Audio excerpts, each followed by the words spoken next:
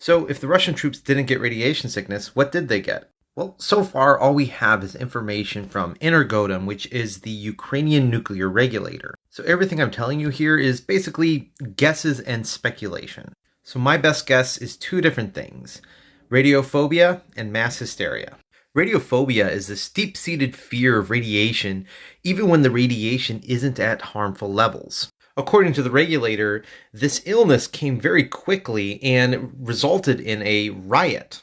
I can just imagine this happening where soldiers are working, digging, and they're being told by these Ukrainians that, hey, you shouldn't dig there because there's radiation. The moment that one of them feels maybe a little tired or sick, or, they've been out in the elements in the cold for a long time, I wouldn't be surprised if they got sick. And maybe one of them really starts feeling sick. This can actually spread and create this mass hysteria where everyone else thinks, oh wait, maybe I'm feeling sick as well. But again, that's all speculation. I'm not at all surprised that people were getting sick when they're outdoors in March in the cold, wet weather. But I really want to talk a little bit more about this radiophobia. It's a very prolific and dangerous mindset that anti-nuclear folks really love to take advantage of. And it's the reason why I'm here on TikTok, to counteract this radiophobia. Because the more you know, the less you fear. Since the early days of nuclear power and nuclear weapons, the fear of radiation has been a very strong thing.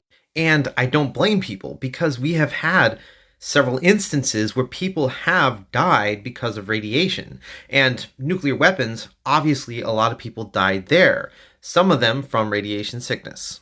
And for Chernobyl, although it did cause some immediate deaths from the radiation sickness and some thyroid cancer deaths, the biggest effect was actually the radiophobia. Because of the accident, there were 1 to 200,000 abortions because people didn't want to pass on this radiation to their children. There was also a lot of fatalism, depression, alcoholism, and there was even a decrease in the life expectancy because of this. The same thing happened over in Fukushima when that melted down.